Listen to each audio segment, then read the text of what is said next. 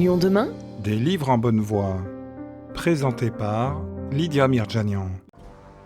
Il faut tuer Wolfgang Müller. Attention, c'est un roman, faites pas ça chez vous. Il faut tuer Wolfgang Müller de Thierry Poyet aux éditions Ramsay. Sortie prévue ce 22 mars, notez bien. Thierry Poyet, universitaire spécialiste de l'œuvre de Flaubert, est également auteur de nombreux essais et articles relatifs à la littérature du XIXe siècle et coup de cœur du prix Claude Fauriel en 2019. Après La Petite Stéphanoise, édité en 2019, après Ce que Camus ne m'a pas appris en 2021, Thierry Poyet nous présente son 3e roman en avant-première avant sa sortie le 22 mars. Il faut tuer Wolfgang Müller. Pourquoi un octogénaire vient-il poignarder un homme plus âgé que lui dans sa chambre d'EHPAD ? Ici, l'auteur interroge le poids des souvenirs et la force des sentiments quand le principe de résilience est malmené par le refus d'oublier et qu'un passé traumatique pousse à une vengeance aveugle.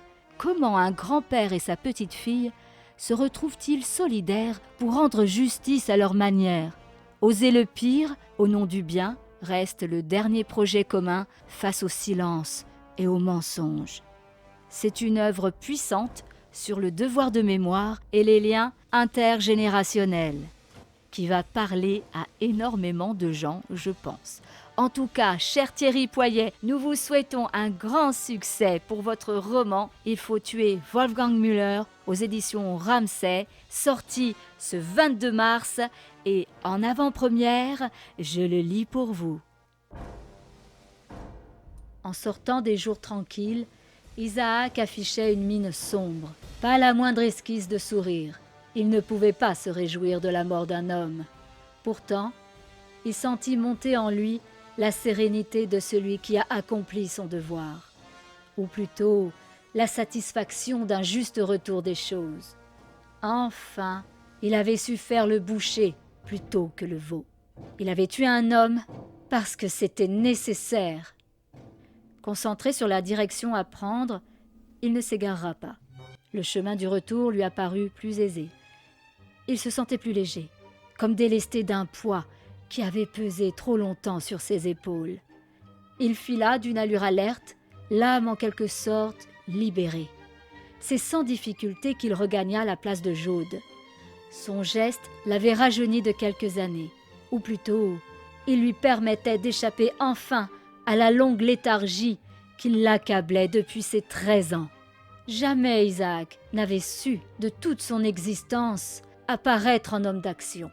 On lui avait souvent reproché sa faiblesse, son caractère trop attentiste, velléitaire, lui répétait sa femme, qui, pendant des années de vie conjugale, avait regretté son mariage avec un homme trop mou à son gré, incapable d'esprit de décision.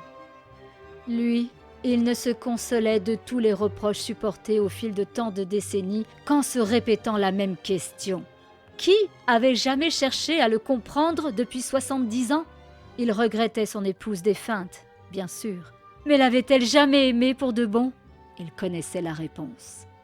En marchant sur le trottoir trempé par l'averse qui s'était déclenchée, Isaac restait concentré. Il prenait garde à ne pas tomber. Le vieil homme sentait pourtant son esprit lui échapper.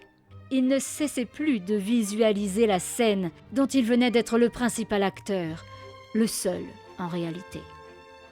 Comme un témoin qui en aurait été un spectateur scrupuleux, il retrouvait sa victime assise dans son grand fauteuil. Il s'observait lui-même en train de sortir maladroitement son couteau. Il devinait son tremblement, se rappelait son inquiétude presque paralysante, et puis tout s'effaçait. Impossible de se revoir au moment d'enfoncer la lame dans le ventre du malheureux. En revanche, il se félicitait de son calme improbable quand il avait refermé la porte et avait quitté l'asile de vieillards. Comme une certitude rassurante enfouie en lui et bientôt conscientisée, il se félicitait d'avoir su accomplir ce qu'il avait décidé. Dans le tram du retour, il s'admirait, enfin en train d'agir. Il existait pour une fois. Qui l'aurait cru capable d'un pareil geste? Qui?